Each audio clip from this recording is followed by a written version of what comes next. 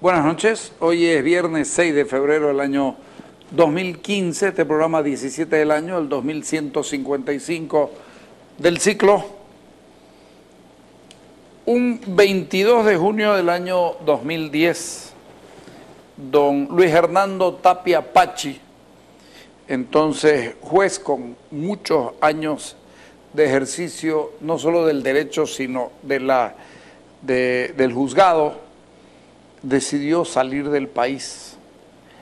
Vuelve el 2 de febrero del 2015, 1 o 2 de febrero del 2015, después de 4 años y 8 meses. ¿Es correcto, doctor Correcto. Tapia? Sí, correcto. ¿Por qué se fue? Me fui por las presiones y por las persecuciones políticas del gobierno. ¿Usted se sentía perseguido? Es que me persiguieron de verdad, Ok. ¿no? Usted constató que estaba perseguido. Sí. Y sintió que su libertad podía estar Sí, evidentemente que eso no fue nada, digamos, secreto, eso fue a luz pública, ¿no? Empieza por la cuestión de la tentativa de secuestro de mi hijo menor, Luchito Tapia, ¿no? Luisito. Y a consecuencia de eso también intentaron matar a mi mujer, le pegaron 3 tiros ese rato, cuando casi ese momento, sobre el momento de la... del fracaso del secuestro que hicieron, pero a consecuencia de que la vecindad y los amigos del barrio lo sacaron prácticamente, pelearon para sacarlo ya prácticamente del maletero a mi hijo cuando se lo estaban los secuestradores llevándolo. Y en ese momento también los mismos maleantes, delincuentes, secuestradores enviados prácticamente por hordas gubernamentales, que le plantan los tiros a mi mujer, pero como en ese momento ingresaba a carrera a la casa, fue que no le lograron los tiros. Y eso es conocimiento público, ¿no?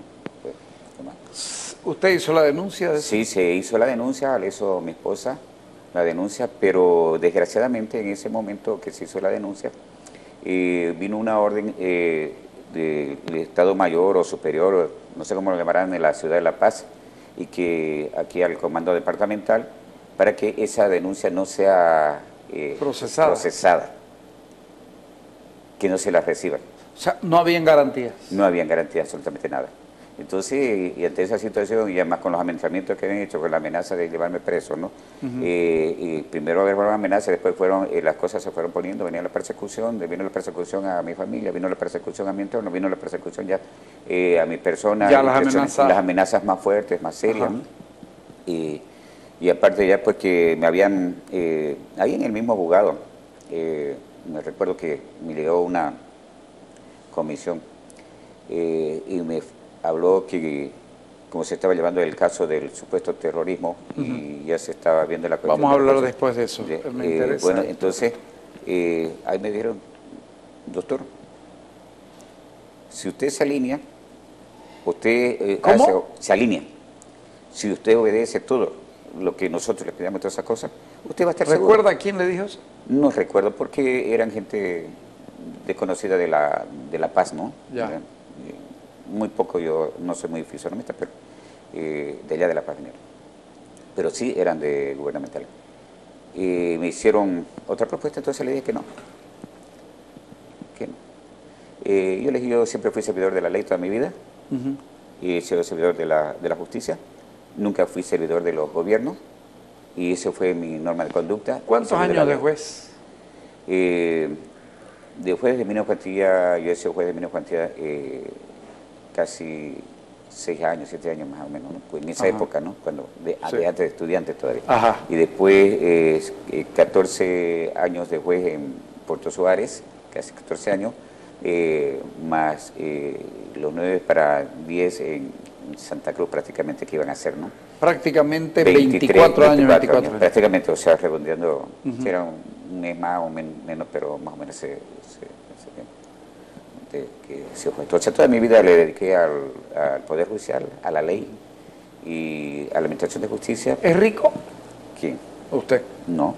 La riqueza que tengo es de espíritu, de lealtad a la justicia, de la vocación que siempre tuve por principio de servir la ley, servir a la sociedad dentro de los cánones de la justicia y la equidad, y más que todo... ¿Procesos internos? Nada. Procesos internos sí, disciplinarios he tenido. Ah, disciplinarios. Disciplinarios. Ajá. He tenido porque... ¿Rebelde? Sí, siempre fui rebelde. En ese sentido fui rebelde. Porque yo no podía obedecer por una cuestión de ética profesional. No puedo decirlo, no voy a dar los nombres, pero siempre habían llamadas telefónicas, tanto de... En todos los gobiernos. En todos los gobiernos. Los 24 años. En todos los gobiernos, ¿ya? Tanto gubernamental como del Poder Judicial, de algunos vocal, jueces o algunas cosas así, que no tanto de los jueces, sino de los vocales y los ministros como habían en esa época, que con un telefonazo querían resolverlo todo en favor de bien o mal. Por eso que fui siempre... no, aquí no por hecho de corrupción, ha sido procesado sí, por indisciplinado. Por indisciplinado, sí, por no hacerle por caso. Desobediente. Por desobediente. Porque nunca hice lo que ellos querían. Yo hice lo que la ley mandaba y lo que yo creía a mi sano entender y saber dentro de lo que era la aplicación y la administración de justicia. ¿Cuándo decide irse hasta ese 22 de junio? ¿Cuándo decide irse? ¿Lo piensan mucho tiempo? ¿Lo conversan con su esposa? No hubo tiempo de estar pensando porque... no hubo tiempo de estar pensando. Porque ya las presiones venían y desde los mandos naturales de arriba del gobierno a través de... Y lo digo, eso, claro, que era el testaferro era Rada, el ministro Rada de aquella época, y que todo estaba combinado desde los mandos naturales del gobierno. Después, como yo no obedecía, no quería hacer caso de todas esas cosas, porque yo le decía, se tiene que aplicar. La resolución que se dio es cuestión de procedimiento, ¿ya? Aquí se tiene que respetar la ley, se va a resolver. Yo no por un pedido o por algo que querían, digamos... Pero cuando le piden que usted decline competencia para la paz, sí, ya, para la paz. ¿Ya? Les dije, no. La ley a mí me dice que yo tengo que responder y la jurisdicción de competencia corresponde aquí. Uno, porque así lo manifestó el ministro, ¿ya? Que eran tiempos, hechos, lugares y circunstancias las mismas y los mismos actores. ¿Ya? Ahorita lo vamos a tocar el tema. Me interesa que la gente sepa esta decisión de irse prácticamente con lo del cuerpo y de manera inmediata. Así fue. ¿Sale por tierra? Por tierra. Así fue. Prácticamente clandestino, porque ya lo estaban siguiendo. Sí, ¿o no? sí, ya me estaban siguiendo. Estaba el grupo de élite del gobierno ya prácticamente, como se dice, a la casa, o sea, vivo o muerto, sí o sí. Ya, y yo recibí una llamada de un amigo que por cuestión de seguridad, y no puedo decirlo. Claro, por supuesto. Y además que la información puedo decirlo. Él me dice, Pachecito, y en este momento el grupo de élite del Ministerio de Gobierno ha recibido órdenes de tren sí o sí, vivo o muerto, de donde sea. Andate. Toma tus recaudos, porque sí o sí, y si no pueden, me dice, van a intentar contra tu propia vida y te van a dejar ahí en la calle cerca del palacio. Y me dice, es grave la situación, y es grave también para tu familia y todo lo demás, que toma tu recaudo. ¿Y cómo qué? Evidentemente, el momento que tomé la decisión, ya, yo estaba conversando con algunas personas, amigas, pero no estábamos tocando el tema en sí, ¿no? Era otra cosa.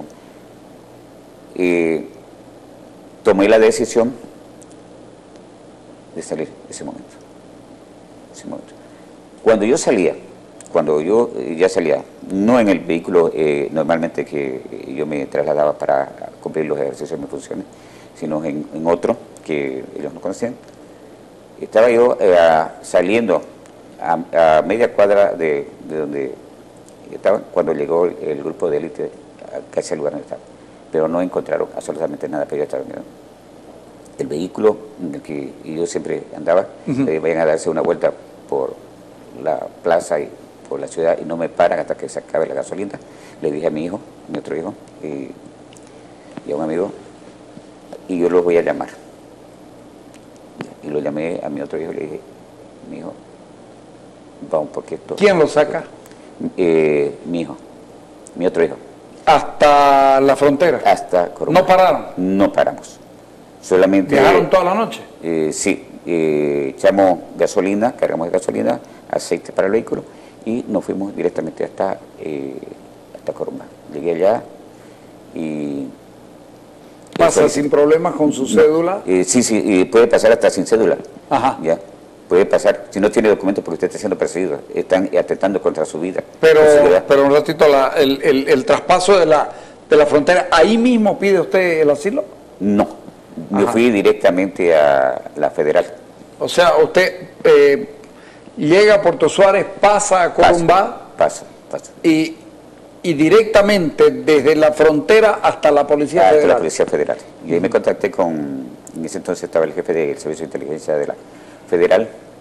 Le conté el problema y me dice, doctor, me dice, lo que está sucediendo con usted, me dice, es muy grave. No se preocupe, ahorita voy a llamar al jefe de la Federal. Y llama al jefe de la Federal de Corumbá y inmediatamente se constituye, porque ya era de noche, y me dice, doctor, su situación, como se lo estaba viendo y para analizarla, es grave. Pero, ¿dónde se va a alojar? ¿Dónde se va a quedar? ¿Qué ha decidido? Y le digo, aquí en ese hotel de aquí del frente, el Hotel Victoria, ya que era diagonal a la Federal. Eso lo hace sentirse a uno ciertamente protegido, ¿no? Sí, y además de que ahí también estaba cerca de la Federal, ¿no? Y aparte que en el mismo hotel vivían otros federales, ¿no? Ordenan inmediatamente de que mi persona sea ya vigilada cualquier cosa bajo seguridad y sin hablar nada, solamente se tiene que hablar era con mi familia. Ahí hasta que al otro día ya fui a la audiencia, pasé a la audiencia y ahí ya hice mi declaración, presenté las pruebas, las documentaciones. ¿En la Policía Federal? En la Policía Federal. ¿Y el CONARE? No todavía, porque el CONARE no sabía. Ya. Todavía no operaba el CONARE en ese momento. ¿Ya? Entonces, cuando ya presté mi declaración, presenté las documentaciones que yo llevé, porque yo siempre tenía conmigo los recortes periódicos, ¿ya? Y las resoluciones que había dictado, ¿ya? Y especialmente los recortes periódicos. Y se los entregué. Vieron, analizaron y me dicen, doctor, esta documentación va a ser remitida al CONARE. Y ese rato hablaron con el CONARE, el representante del CONARE en Brasilia dice, inmediatamente denle la seguridad al doctor Tapia. Y a partir de ese momento usted ya está bajo observación de la Policía Federal de Brasil. Sí, a partir del momento. Sí. Ajá. Y de ahí después de menos de 24 horas, me dan mi protocolo, ¿ya? Y ya de refugiado. Un protocolo es un documento provisorio, ¿ya? Para que la persona que ha pedido asilo, mientras se va resolviendo su situación, tiene una duración de 3 meses. Ya. 3 meses, hasta que se resuelve. Mandaron la documentación, el CONARE después ya empezó a hacer las investigaciones, pero antes de hubo un intento de secuestro de mi persona en Corumbá. Por eso digo, ya estaba bajo la policía y usted todavía estando en esta condición de refugiado, hay un intento de secuestro. Sí, hay. Entonces, ¿qué pasa? Me llaman, me dice el jefe de inteligencia. ¿Quiénes intentaron secuestrarlo? Los del gobierno. Ajá. Los del gobierno. ¿Y quién le avisó a usted? ¿La policía? La Federal.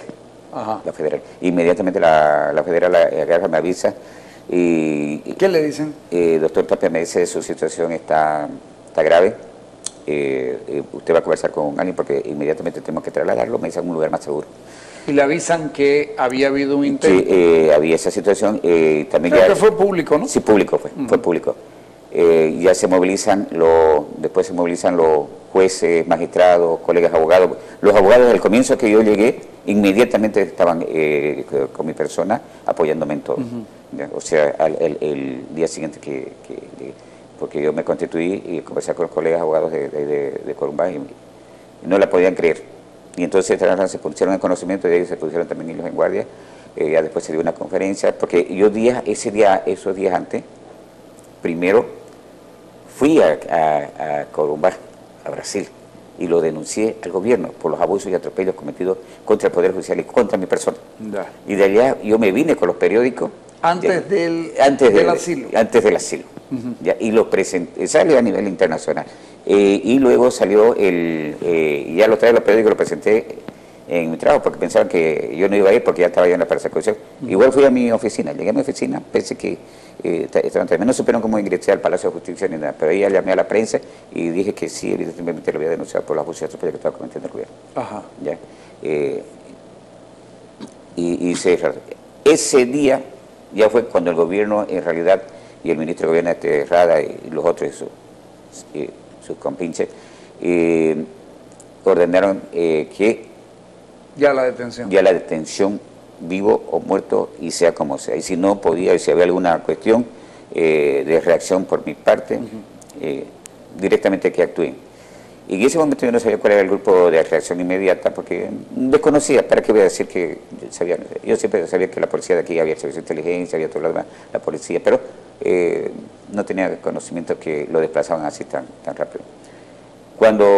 Justamente cuando empieza a desplazarse el grupo de élite, ¿dónde estaría? Pero la cuestión es que tardó un poco en llegar para hacer sus operativos, porque antes ya intentaron en el Palacio de Justicia, agarrarme y llevar preso. Y de ahí no pudieron, porque la gente y los colegas abogados y jóvenes abogados de ese momento salieron a defensa y hicieron una manifestación.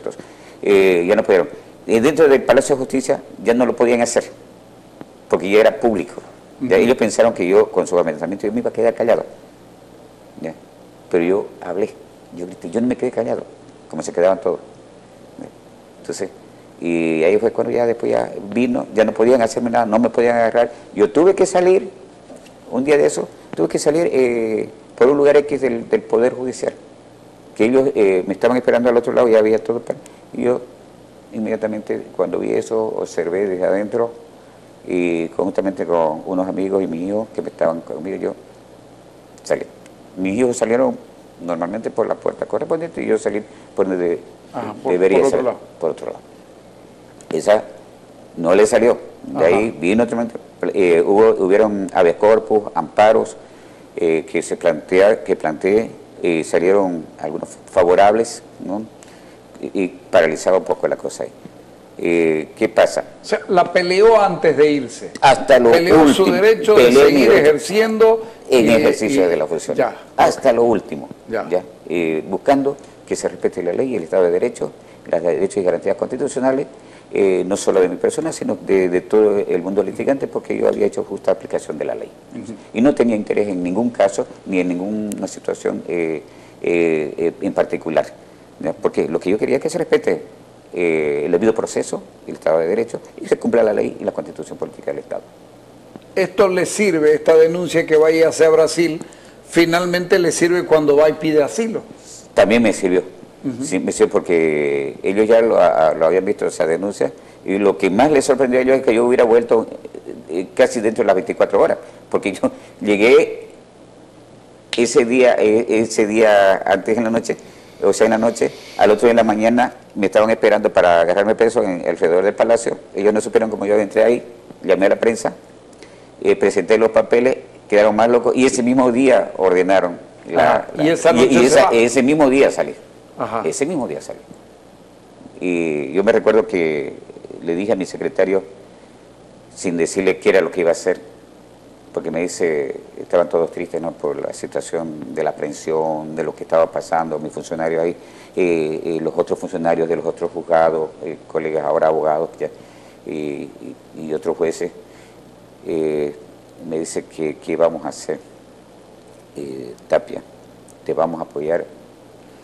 No sé, yo le dije, no, yo no les pido apoyo. El único apoyo que yo pido es de la ley y de Dios.